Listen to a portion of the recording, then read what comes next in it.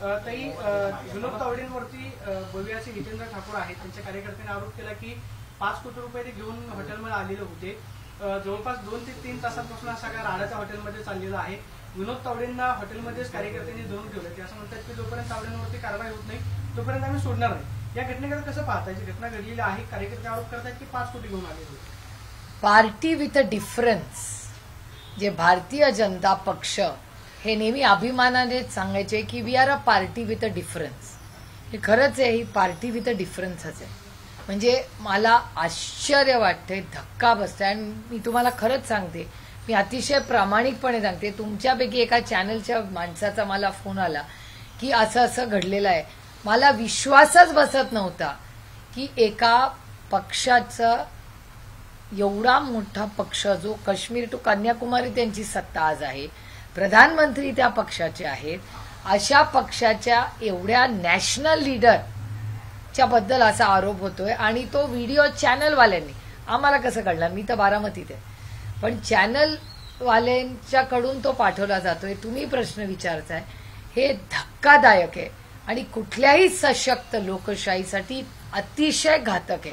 जर पैसे वाटूनच लोकांनी जर निवडून यायचं असेल तर आमच्यासारख्या लोकांनी काय करायचं?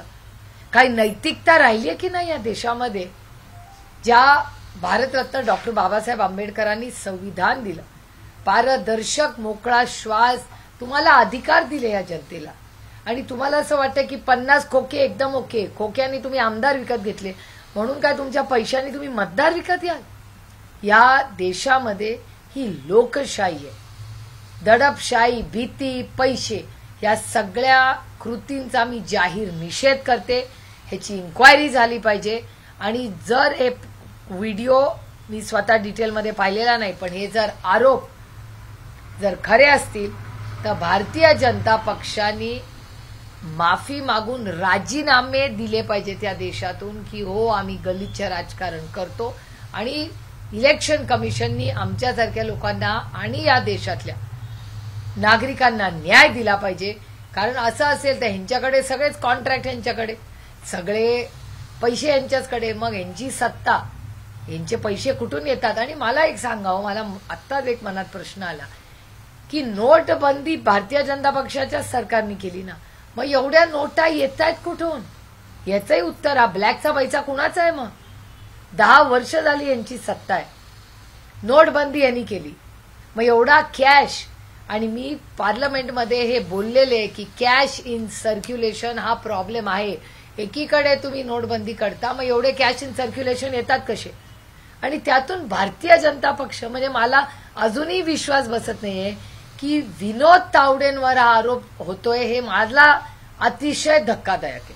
कारण का मला कधीच वाटलं नव्हतं अशी कृती भारतीय जनता पक्षाचे जे ओरिजिनल लोक आहेत त्यांच्याकडून कधी होईल. हे भारतीय जनता पक्ष 2.0 यांच्याबद्दल मी मन मोकळेपणे बोलते नेहमी, पण ओरिजिनल बीजेपीचे जे विनोद तावडे, त्यांच्याकडून हे खरंच अस्वस्थ करणारी कृती आहे जर खरी असली तर. हितेंद्र ठाकूरांनी पैशाचे बंडल दाखवले, ते असं म्हणतात की नाही हे पैसे त्यांचेच आहेत, किंवा त्यांच्या मुलांना थेट कॅमेरासमोर डायरी दाखवली. राष्ट्रीय नेते आहेत ते, सरचिटणीसपदाची केंद्रामध्ये त्यांच्यावरती पक्षाची जबाबदारी आहे. गेल्या अनेक दिवसांपासून चर्चा आहे की राज्यातल्या नेत्यांसोबत त्यांचं पटत नाही. आणि हितेंद्र ठाकूर बोलताना असं म्हणाले की ते 5 कोटी घेऊन आले, ते भाजपच्याच नेत्याने मला माहिती दिली. म्हणजे विनोद तावडेंना अडकवण्याचा प्रयत्न केला जातो किंवा हे मी सांगू शकत नाही, कारण का मला माहिती नाही काय झालं नक्की, कोणी कुठले पैसे आणले काय. माझा प्रश्न आहे या देशाच्या माननीय प्रधानमंत्र्यांना की तुम्ही नोटबंदी केली, नोटबंदी कशासाठी केली? की ब्लॅक मनी जावा. मग हे 5 कोटी रुपये भारतीय जनता पक्षाकडे कुठून आले? कॅश येते. भारतीय जनता पक्षाने एवढ्या 5 कोटीची मुव्हमेंट विरारपर्यंत केलीच कशी? जी डायरी तिथे लिहिलेली आहे त्या डायरीमध्ये ज्या गोष्टी आहेत याचं स्पष्टीकरण दिलं पाहिजे. आणि जर तुम्ही न्यायाने चालणार असाल तर हा भारतातला नागरिक न्याय मागतोय आज की हा कॅश आला कुठून? हे चुकीचं आहे. हे कॉपी करून पास होणार आहे. आणि अशा घाणेरड्या गलिच्छ कृतीचा मी जाहीर निषेध करते. ही वेळ का आली असावी असं तुम्हाला वाटतं? अर्थात कदाचित भारतीय जनता पार्टी पॅनिकमध्ये असेल, त्यांचं सरकार येत नाही असं त्यांना दिसतंय आता, त्याच्यामुळे येई सही. पण पण ही भारतीय जनता पार्टी से ही उम्मीद नव्हती. आणि मी खरंच सांगते, विनोद तावडेंकडून मला ही अपेक्षा नव्हती. कारण का विनोद तावडे हे महाराष्ट्रात मंत्री राहिलेले आहेत, अहो शिक्षण मंत्री राहिलेले आहेत, केंद्रातले मोठे नेते आहेत. त्यांच्याबाबत अशी बातमी येणं हे खूप धक्कादायक आहे, म्हणजे दुःख देणार आहे. आणि विनोदजी, मला खरंच म्हणजे मला धक्का बसलाय की अशी गोष्ट भारतीय जनता पक्ष, पार्टी विथ अ डिफरन्स, ही करू शकेल. ते काल प्रचार संपण्यानंतर म्हणजे 3 तासामध्ये शिरोळ मोटर्सवरती जाऊन निवडणुकीचे निर्णय अधिकारी असतील किंवा पोलिसांच्या मदतीने चौकशी झाली. तुम्हाला काय वाटतं? त्यांचं असं म्हणणं आहे की तक्रार आलेली आहे की पैसे वाटप होत आहे, त्याच्यामुळं कदाचित आम्ही चौकशी केली, मात्र त्याच्यामध्ये तथ्य आढळलं. तुम्हाला असं वाटतं की ही कारवाई कोणीतरी सांगण्यावरून केली असेल? मला माहिती नाही. मी भारतरत्न डॉक्टर बाबासाहेब आंबेडकरांच्या संविधानाच्या चौकटीतून वागणारी, कार्य करणारी एक भारताची एक नागरिक आहे आणि लोकप्रतिनिधी आहे, बारामती लोकसभा मतदारसंघाच्या आशीर्वादाने. काल रात्री मला श्रीनिवास पवारांचा फोन आला की सुप्रिया, पोलीस आलेले. मी माझ्या हातात जेवण होतं, मी माझं ताट ठेवलं आणि मी म्हणले मी लगेच येते. तो म्हणला मी पण घरातून निघतोय. ते झाल्यानंतर माझी मुलगी पण जेवत होती, म्हणली मम्मा तू रात्री कशी जाणार, सगळे ड्रायव्हर तोपर्यंत आम्ही सोडून दिले. म्हणलं मी ती म्हणली नाही मी पण येते. तर रेवती आणि मी पटकन हात धुतला, ताटावरनं उठलो, पळालो.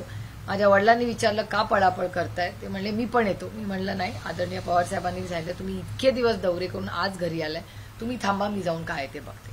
तोपर्यंत मी तयार झाले. पटकन 2 मिनिटात आम्ही गाडी काढून मेढतला जायलाच निघालो. तेवढ्याच श्रीनिवास दादाचा परत फोन आला की नाही, ते म्हणतायत की ते चेकिंग करतायत आणि आता ते म्हणतायत आम्ही सगळ्या गाड्या चेक केल्या, ऑफिस चेक केलं, काहीच निघालं नाही, आम्ही परत चाललोय. त्याच्यामुळे मी घरातून निघाले, अर्ध्या रस्त्यापर्यंत गेलेली रेवती आणि मी, आम्ही दोघी गाडीतच होतो. आम्ही गाडी पळून परत आलो. त्यानंतर आदरणीय पवार साहेबांना आम्ही झालेलं हे कृत्य सगळं सांगितलं.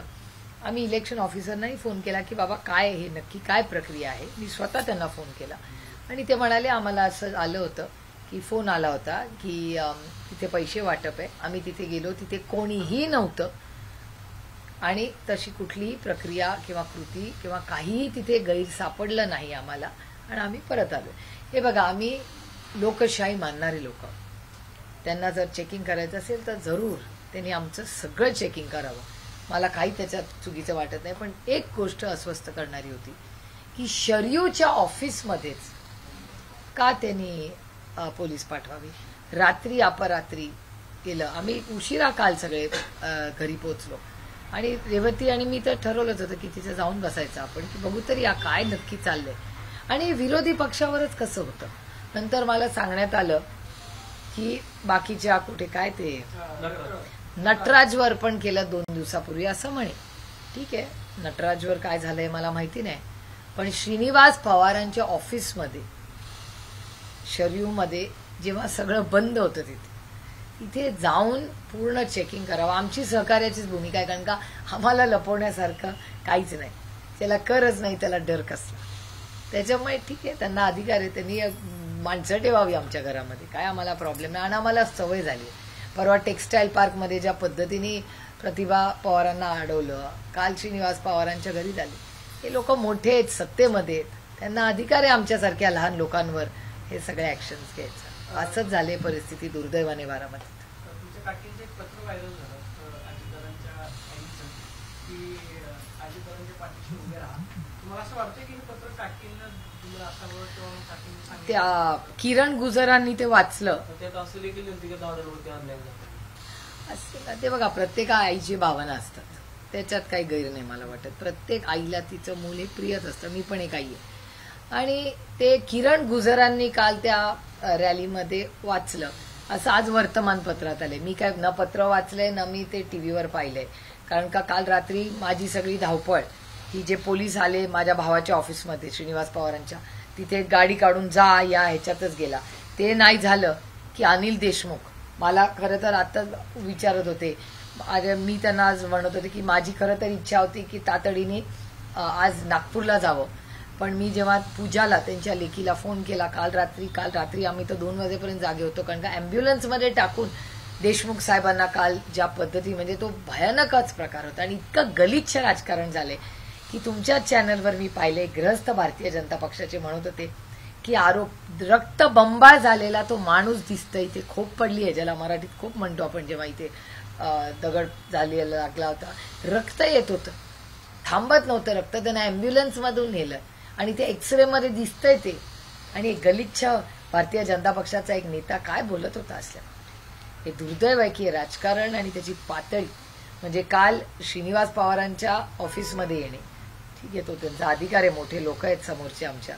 त्याच्यानंतर अनिल देशमुखांवर जो हल्ला झाला काल, त्याचा मी जाहीर निषेध करते. ते आवरेज त्यांना हॉस्पिटलमध्ये नेऊन त्यांचं ऑब्झर्वेशनमध्ये ठेवीस तर 2 वाजले आम्हाला झोपायला.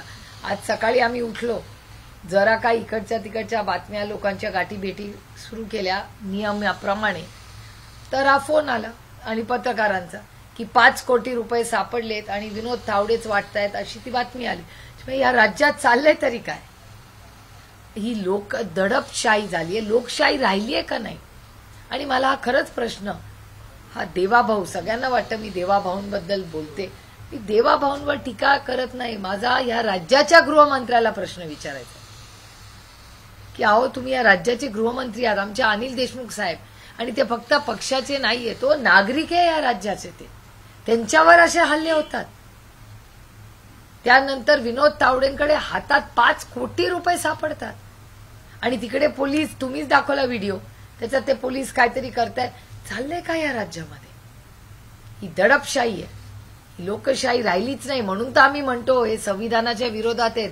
सगळं वागणं त्यांचं बघा हे संविधानाच्याच विरोधात आहे भारतीय जनता पक्षाचं, पार्टी विथ अ डिफरन्स. ताई, तुम्ही आता बारामती टेक्सटाईल पार्कचा उल्लेख केला, त्याच्यामध्ये अजित पवार म्हणतायत की राजकीय स्टंटबाजी कशाला करायची, नेमकं काय साध्य करू? अजित पवार प्रतिभा पवारांना उद्देशून बोलले? नाही, तुम्ही त्याच्यानंतर तिथं आल्यानंतर, तिथं गेल्यानंतर जे आहे ते माहित नव्हतं प्रतिभा काके आतमध्ये बसलाय, आणि त्यानंतर जे काय राजकारण झालं, जे व्हिडिओ समोर आले, त्यातून मध्ये इतकं राजकारण कशाला करायचं? सहानुभूती. तर ते अजित पवार आहेत, ते काही बोलू शकतात, त्याच्यामुळे त्यांच्याबद्दल न बोललेलंच बरं. रामकृष्ण हरी.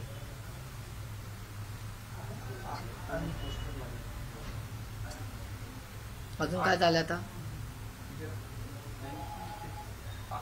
अनिल देशमुखांच्या हल्ल्याकडे तुम्ही कसं बघता? कारण सातत्यानं तुम्ही आता त्याच्यावरती बोललेलं बोललेच आहे मी, जाहीर निषेध करते का सशक्त लोकशाहीमध्ये कुठल्याही पक्षाच्या, फक्त ते आमच्या पक्षाचे म्हणून नाही, कुठल्याही पक्षाच्या किंवा कुठल्या नागरिकावर असा हल्ला होणं हे या सरकारचं फेलियर आहे. ही दगडफेक झालीच कशी, त्याची इन्क्वायरी झाली पाहिजे, ही मागणी आहे माझी. आणि नाही झाली तर आम्ही आंदोलन करू. अहो, देशमुख साहेब आमच्या पक्षाचे 75 वर्षाचे सिनियर सिटीजन आमचे देशमुख साहेब आहेत. ते एका सशक्त लोकशाहीमध्ये प्रत्येकाला प्रचार करायचा अधिकार आहे, त्या चौकटीत ते प्रचार करत होते आणि अशा वेळीच त्यांच्यावर हल्ला होतो. ते व्हिज्युअल सगळ्यांनी पाहिलेले त्या राज्यामध्ये, नाही देशामध्ये. दिल्लीतून आम्हाला फोन आले की होतंय काय महाराष्ट्रामध्ये. अर्थातच त्याला जबाबदार कोण आहे? या राज्याचे जे सरकारमध्ये लोक बसलेले आहेत त्यांना उत्तर द्यावं लागेल या सगळ्याचं.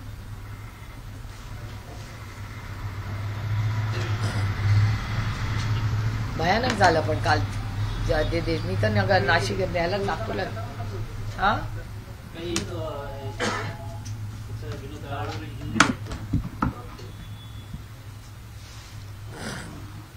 पैसों का मामला सामने आया। अभी मुझे प्रेस से पता चला है ये घटना जो हुई है विरार में वो बहुत चिंताजनक है, क्योंकि वहाँ Bharatiya Janata party with a difference खुद को कहते हैं वो भारतीय जनता पार्टी के नेशनल लीडर है विनोद तावड़े जी.